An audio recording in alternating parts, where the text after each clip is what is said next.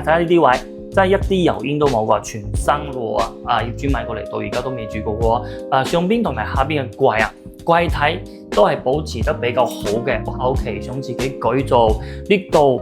可以加個隔斷啊，隔成一房啊，一房一廳啊，可以隔成一房一廳。而家係擺咗梳化同埋茶几喺呢度，落到樓下啦，行出去，你後期要買餸啊、買嘢食啊，都係喺呢度嘅。海鮮一條街啦，或者係呢邊都可以睇到我哋呢個海邊嘅。一期嘅水立天去到我哋嘅沙灘，行路呢就差唔多5分鐘到10分鐘左右啦。Hello， 大家好啊，我係愛家節嘅Asky啊。今日呢，我哋嚟到十里岩灘第1期嘅水立天啦。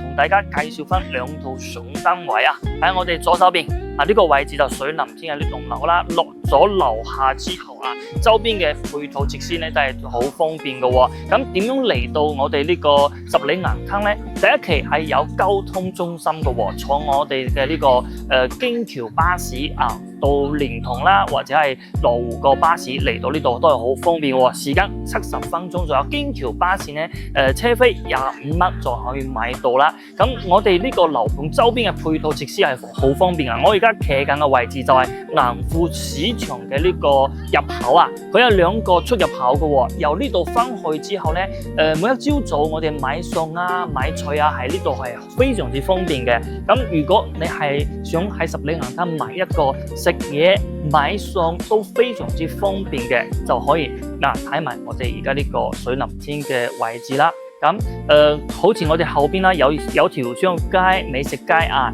想食嘢嘅買嘢嘅都係非常之方便嘅喎。好啦，咁今日介紹呢2套都係水立天嘅單間大單間嘅呢個面積啦，57方、58方。咁而家跟住我哋鏡頭去睇下呢2個單位啦。好啦，我哋而家嚟到我哋第1個單位啦。首先介紹下呢個單位嘅面積係57平米嘅喎，比較新淨啦。業主買過嚟咧，到而家係1日都未住過嘅喎，所以所有嘅呢啲房間啦、地板啦，同埋呢啲所有嘅櫃啊，都係比較新淨嘅啊。入咗門口睇到都係好新淨嘅一個呢個鎖啊。係鎖匙嘅一個鎖嚟㗎，後期自己可以改造一個密碼鎖啦，比較方便啲啦。用鎖匙如果係唔記得帶，你返屋企都比較麻煩啲㗎啊。呢邊廚房1字牌嘅水立天嘅呢個廚房都係比較統一嘅，唯一比較好嘅就係扇盤、抽油煙機，一日都未用過，比較新淨啲啦。我睇下呢個，睇下呢啲位。真係一啲油煙都冇㗎，全新嘅喎。業主買過嚟到而家都未住過喎。上邊同埋下邊嘅櫃啊，櫃體都係保持得比較好嘅，唔似有啲單位冇人住都會甩皮甩骨個位啊。有一個就真係保持得比較好㗎。呢個位呢，可以擺個雪櫃喺呢度嘅啊。呢張台比較高啲啊，比較高啲。我嘅身高1.7米左右啊，喺呢度切菜啦，都係比較方便，唔使彎腰嘅啊。後期買翻部電磁爐就可以你喺呢度煮餸啦。呢邊係我哋入門口位置係有個甩位嘅喎。呢個位置呢，可以擺翻個鞋櫃啊。如果係自己想重新裝修嘅話，可以做即係一路做到頂啊，多一啲嘅儲物空間啊。呢個位置係俾到大家可以非常之好嘅改造㗎啊。呢個我哋嘅廁所，呢個廁所咧係有呢個明窗嘅喎，所以唔會話咁好暗啊哦。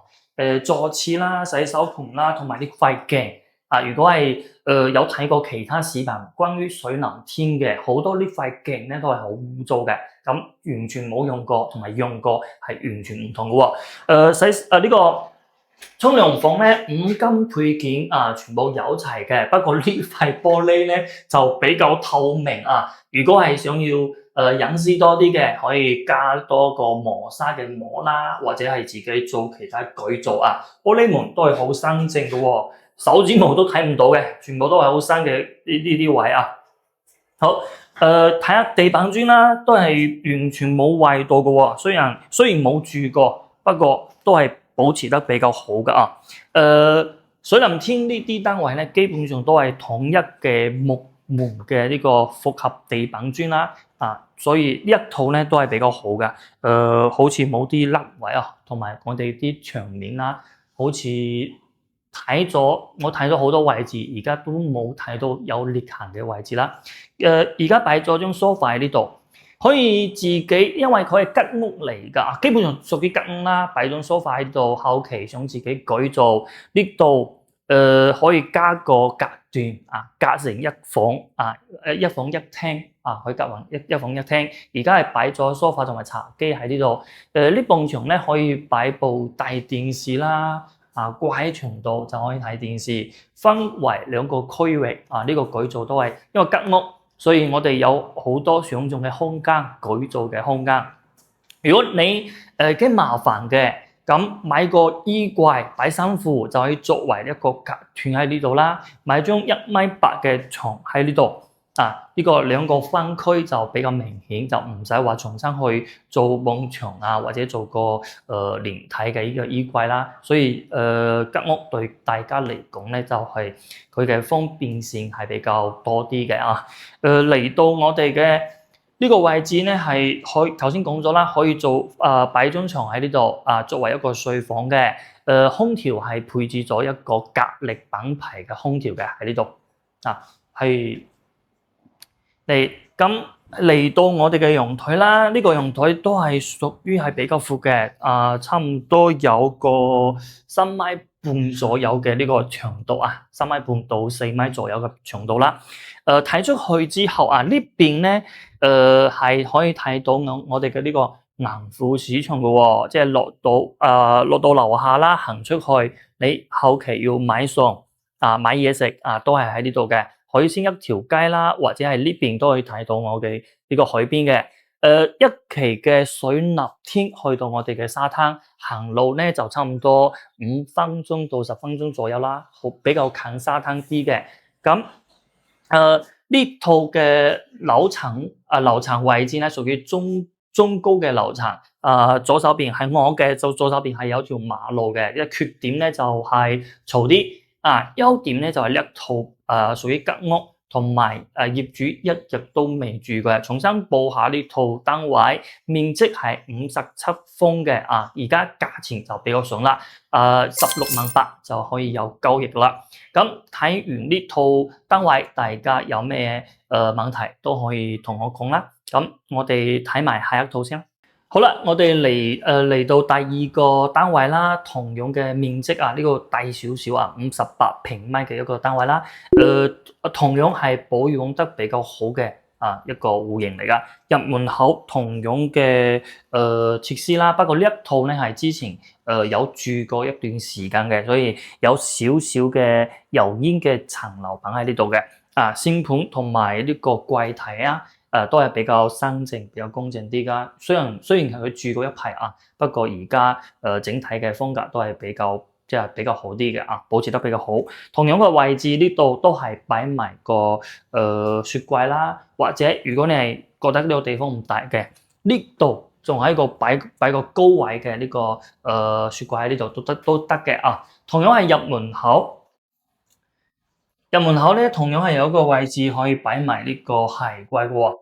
廁所喺呢邊，過嚟廁所咧，呢間係暗廁嚟嘅喎。佢同第一套唔同嘅就喺呢個位，佢係冇個明窗嘅。不過因為佢住過一排時間咧，佢已經擺咗個呢個熱水器喺呢度啦，沖涼係完全係可以㗎。呢個比較新淨唔使換新㗎啦。沖涼房咧。佢頭先嗰一套咧比較新淨，佢係完全透明嘅玻璃，呢個係因為佢住過一排時間嘅，貼咗個布喺呢度遮擋下隱私啲。5金配件咧全部都係齊全嘅喎。洗手盆同埋塊鏡咧都係比較新。咁呢一個單位同頭先個有咩大區別咧？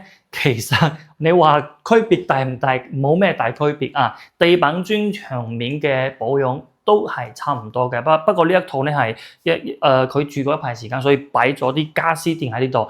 正常嚟講咧，應該喺 sofa 應該係擺呢邊，而家唔知點就擺到嗰邊去。撐腿而家係擺呢度位置，多咗個空位自己擺嘅話，建議就係擺張 sofa 喺呢度啦。跟住呢邊睇電視呢個位置係比較正確啲嘅。佢嘅電視而家擺到比較中間啲啊，又唔夠呢個廳位，又唔夠呢個睡床嘅位置啊，比較靠中間啦。建議就係放過側邊啲啊，可以睇電視啊。撐腿佢而家係擺喺呢度嘅，所以整個格局咧係擺得唔係咁理想嘅咯。後期自己改造下啊，呢啲傢俬係全部係有保留嘅，即係買呢個單位係完全有保留嘅。同樣面積嘅單位啊，大家可以對比下啊。牆面咧呢一套就有少少嘅開裂啦，有啲地方係開裂咗噶啦啊，所以要重新個油嗰啲漆啊。衣櫃、餐台、床同埋一張比較簡易嘅梳化啦。兩套單位大區別係比較少嘅啊。如果要講缺點嘅話，就係呢一套佢嘅廁所啊，有暗少少啊，冇個明窗嘅。出嚟陽台啦，嗱，陽台有區別喎。呢一套睇出去嘅係我哋嘅山景喎，都係比較開闊嘅。前面兩棟樓啊，距離我哋呢個位置係比較遠啲嘅啊，唔會話喺側邊。遮擋啲視野啊，整體嘅光線都比較好嘅。落到下面咧係一個游泳池喎，同埋可以打網球啦。呢個位置啊，打羽毛球啊都係可以嘅喎。好，睇翻嚟我哋嘅陽台啦，大細差唔多啦，3米5到4米之間嘅呢個闊度啊，呢個長度啊，不過就係呢個闊度下係比較大啲嘅。陽台兩套相比之下咧，就呢一套嘅陽台係屬於比較大啲嘅喎，58平米哦，呢一套價錢咧就比較上啲咯。頭先嗰套係16萬8啊，呢一套係15萬8嘅一個價錢啦，相差1萬蚊左右啊，相差1萬蚊左右。咁都係一樣嘅，業主交易係比較簡單啲啦。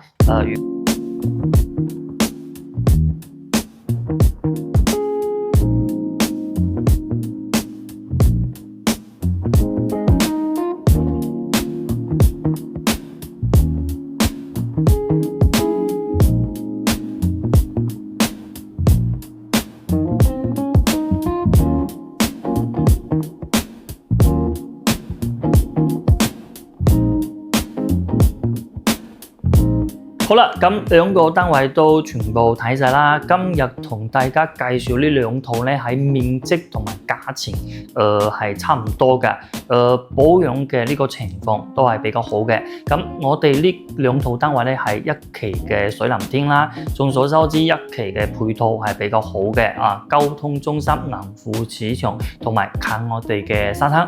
呢兩套咧，第一套係睇到少少嘅海啊，第二套係睇我哋嘅遠景。咁一套係15萬8，一套係16萬8，同樣嘅差唔多嘅一個價錢嘅交易啦。你中意邊套多啲啊？可以加我哋上邊嘅二維碼啊，或者係揾我 Aska 嚟聯繫我哋去了解啦。最好就係嚟到我哋嘅實體單位啦，自己親身去體驗下呢個單位嘅情況啦、景色啦，同埋周邊嘅呢啲市場啊、交通啊都可以了解下。咁加我哋微信啊，同我哋了解更多嘅呢啲資料啦。咁下集再見啦，拜拜。